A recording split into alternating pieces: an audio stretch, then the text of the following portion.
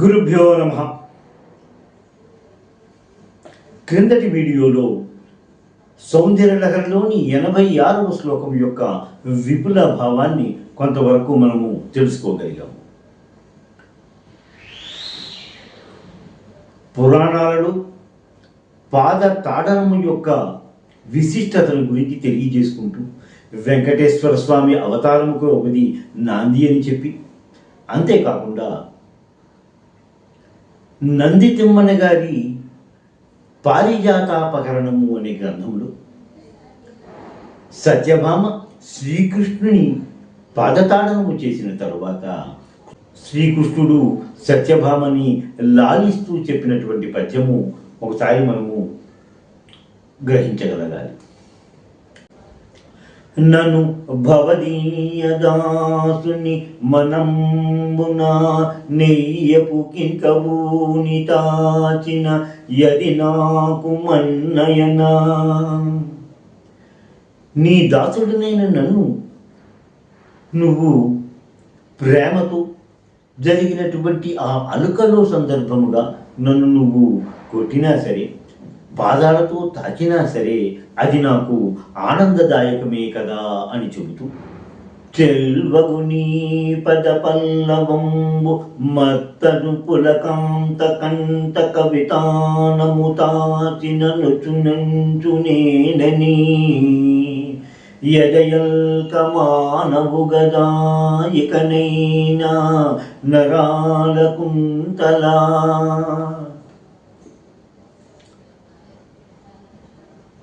ఎంతో మృదువైనటువంటి నీ పాదములతో నన్ను తాకడము వలన నీ పాదములకు నొచ్చుని ఇబ్బంది కలుగుతుంది, బాధ కలుగుతుంది అని నేనన్నా సరే, నువ్వు ఇంకా అలక మానవు కదా అని చెబుతూ సత్యభామని అనునయించిన సన్నివేశంలో నంది తిమ్మన గారు పారిజాతాపహరణములో రాసినటువంటి ఈ పద్యాన్ని మనం పరిశీలించాం. అంటే మన పురాణాలలో పాద తాడనము గురించి ఇంకా చాలా సన్నివేశాలు అయితే మనకు కనిపిస్తూనే ఉంటాయి. అలాగా శ్రీకృష్ణుడు సత్యభామని అలక మాను అని బతిమాలితే ఈ శ్లోకంలో శంకర భగవత్పాదులు సతిని అనగా పార్వతీదేవిని నమస్కరించేరు అని విధంగా రాశారు. నమస్కరించడము అంటే తనను తాను సమర్పించుకోవడమే కదా. ఈ విధముగా ఎంతో రసవత్తరముగా రాసినటువంటి ఈ శ్లోకంలో కొన్ని అంతర్లీనంగా చెప్పిన విషయాలను కూడా మనము గ్రహించుకుంటూ వస్తాం.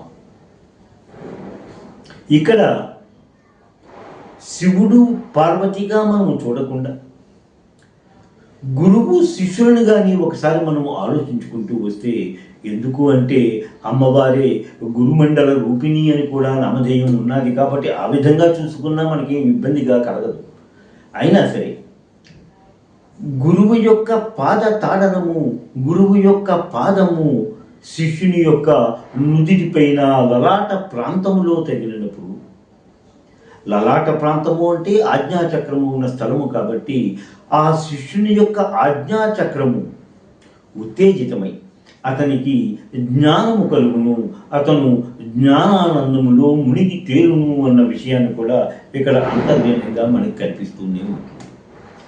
దక్షిణామూర్తి స్తోత్రములో కనిపించినటువంటి ఒక శ్లోకాన్ని అయితే మనం చూసుకుంటే, అజ్ఞాన తిమిరాందస్య జ్ఞానానంద సలాకయ అని కనిపిస్తూ ఉంటుంది కూడా. అజ్ఞానము అనేటువంటి తిమిరము, చీకట్లను పాలద్రోనేటువంటి గురువు యొక్క పాదం గురించి చెప్పారు శంకరాచార్యుడు ఈ శ్లోకంలో కూడా.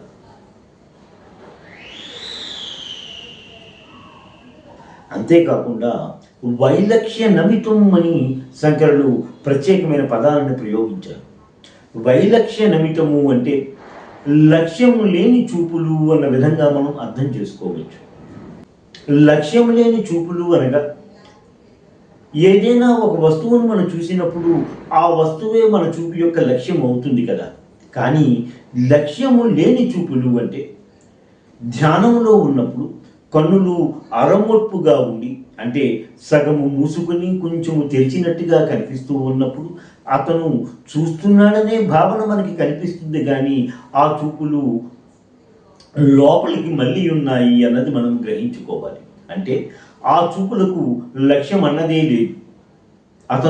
నిజానికి అతను చూడటమే లేదు. కాబట్టి అటువంటి స్థితిలో సాధకుని యొక్క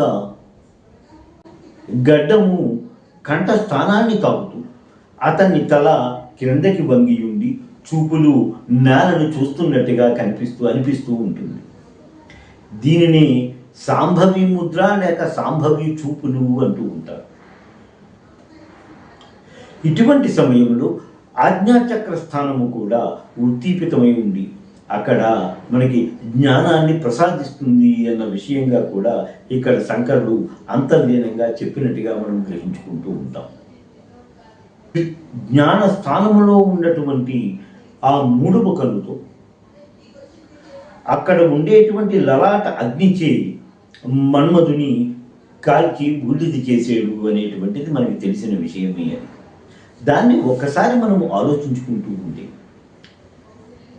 వయస్సులో ఉన్నప్పుడు కలిగినటువంటి కొన్ని కోరికలను అతని యొక్క సంస్కారం వలన, పెంచిన పద్ధతి వలన, లేక అతని తన స్వంత జ్ఞానము వలన కూడా వాటినన్నిటినీ తిప్పికొట్టి వాటిని కాల్చివేసి అదే కోరికలను కొంత వయసు వచ్చిన తర్వాత వివాహానంతరము దాని వెంటనే పడుతూ ఉన్నాడు అంటే ఆ కోరికలు అతన్ని చూసి నవ్వుతున్నాయి అన్న విధంగా కూడా మనము గ్రహించుకోవచ్చు. లలాట స్థానంలో అమ్మవారు తన పాదముతో శివుణ్ణి తాకినప్పుడు ఈ దృశ్యాన్ని చూసినటువంటి మన్మధుడు ఆనంద పరవశుడయ్యాడు. ఆనందముతో అతను కిలకిల రాగములు చేసేడు అన్న విధంగా ఈ శ్లోకంలో కనిపిస్తూ ఉంటుంది.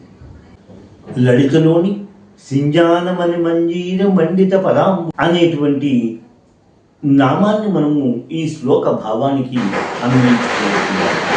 ఈ శ్లోకానికి యంత్రముగా ఒక దీర్ఘ చతురస్రాన్ని తీసుకొని ఆ దీర్ఘ చతురస్రంలో ఎం అనే బీజాక్షరాన్ని 3 సార్లు లిఖింపజేసుకొని రాగిపై రేకుపైన కానీ బంగారు రేకుపైన కానీ యంత్రమును నిర్మించుకొని ఆ యంత్రమును 21 దినములు పూజించి ప్రతిరోజు ఈ శ్లోకమును 1000 పర్యాయములు పారాయణ చేసి 21 రోజులు అయిన తరువాత దీనిని శరీరముపై ధరించి సమస్త వికార బాధలు తొలగిపోతాయి అన్న విధంగా గ్రంథంలో కనిపిస్తూ ఉంటుంది. 86వ శ్లోకం యొక్క విపుల భావము పూర్తయినది. శ్రీమాత్రే నమః. స్వస్తి. ఎంతో అధ్యయనం చేసి మీకు అందిస్తున్న ఈ వీడియోలను ఆదరిస్తారని భావిస్తున్నాము. మా ఈ ఛానల్ని సబ్స్క్రైబ్ చేసి ఈ వీడియోలని లైక్ చేయండి ప్లీజ్.